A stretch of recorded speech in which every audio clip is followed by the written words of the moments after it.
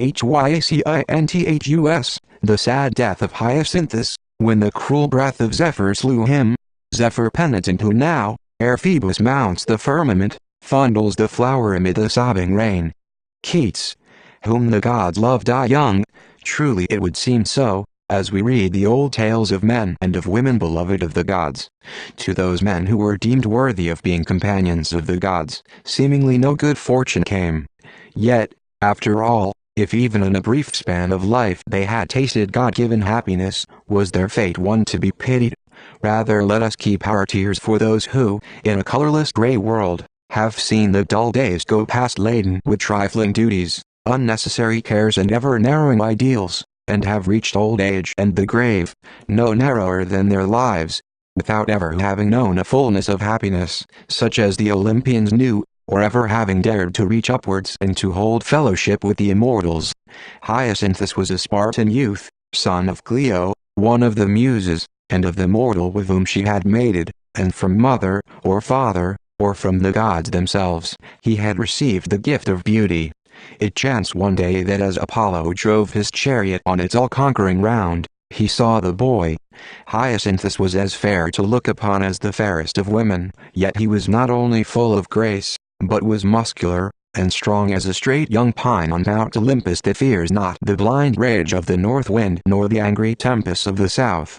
When Apollo had spoken with him he found that the face of Hyacinthus did not belie the heart within him, and gladly the god felt that at last he had found the perfect companion, the ever-courageous and joyous young mate, whose mood was always ready to meet his own. Did Apollo desire to hunt, with merry shout Hyacinthus called the hounds. Did the great god deign to fish, Hyacinthus was ready to fetch the nets and to throw himself, whole-souled, into the great affair of chasing and of landing the silvery fishes. When Apollo wished to climb the mountains, to heights so lonely that not even the moving of an eagle's wing broke the everlasting stillness, Hyacinthus, his strong limbs too perfect for the chisel of any sculptor worthily to reproduce, was ready and eager for the climb. And when, on the mountain top, Apollo gazed in silence over illimitable space, and watched the silver car of his sister Diana rising slowly into the deep blue of the sky, silvering land and water as she passed, it was never Hyacinthus who was the first to speak, with words to break the spell of nature's perfect beauty, shared in perfect companionship. There were times, too, when Apollo would play his lyre, and when naught but the music of his own making could fulfill his longing. And when those times came, Hyacinthus would lie at the feet of his friend, of the friend who was a god, and would listen, with eyes of rapturous joy, to the music that his master made. A very perfect friend was this friend of the sun god. Nor was it Apollo alone who desired the friendship of Hyacinthus. Zephyrus, god of the south wind, had known him before Apollo crossed his path and had eagerly desired him for a friend. But who could stand against Apollo? Sulkily Zephyrus marked their ever-ripening friendship, and in his heart jealousy grew into hatred, and hatred whispered to him of revenge. Hyacinthus excelled at all sports, and when he played quoits it was sheer joy for Apollo, who loved all things beautiful, to watch him as he stood to throw the disc, his taut muscles making him look like Hermes, ready to spurn the cumbering earth from off his feet. Further even than the god, his friend, could Hyacinthus throw, and always his merry laugh when he succeeded made the god feel that nor man nor god could ever grow old. And so there came that day, foreordained by the fates, when Apollo and Hyacinthus played a match together. Hyacinthus made a valiant throw, and Apollo took his place, and cast the discus high and far. Hyacinthus ran forward eager to measure the distance, shouting with excitement over a throw that had indeed been worthy of a god.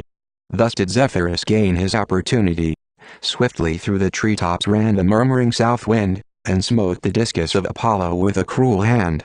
Against the forehead of Hyacinthus it dashed, smiting the locks that lay upon it, crashing through skin and flesh and bone, felling him to the earth. Apollo ran towards him and raised him in his arms. But the head of Hyacinthus fell over on the god's shoulder, like the head of a lily whose stem is broken. The red blood gushed to the ground, an unquenchable stream, and darkness fell on the eyes of Hyacinthus, and, with the flow of his life's blood, his gallant young soul passed away. "Would that I could die for thee, Hyacinthus!" cried the god, his God's heart near breaking. I have robbed thee of thy youth. Thine is the suffering, mine the crime. I shall sing thee ever, O perfect friend, and evermore shalt thou live as a flower that will speak to the hearts of men of spring, of everlasting youth, of life that lives forever. As he spoke, there sprang from the blood drops at his feet a cluster of flowers, blue as the sky in spring, yet hanging their heads as if in sorrow. For illustration, darkness fell on the eyes of Hyacinthus, and still, when winter is ended, and the song of birds tell us of the promise of spring, if we go to the woods, we find traces of the vow of the sun god. The trees are budding in buds of rosy hue, the willow branches are decked with silvery catkins powdered with gold. The larches, like slender dryads, wear a feathery garb of tender green, and under the trees of the woods the primroses look up, like fallen stars. Along the woodland path we go, treading on fragrant pine needles and on the beech leaves of last year that have not yet lost their radiant amber. And, at a turn of the way, the sun god suddenly shines through the great dark branches of the giants of the forest, and before us lies a patch of exquisite blue, as though a god had robbed the sky and torn from it a precious fragment that seems alive and moving, between the sun and the shadow. And, as we look, the sun caresses it, and the south wind gently moves the little bell-shaped flowers of the wild hyacinth as it softly sweeps across them. So does Hyacinthus live on.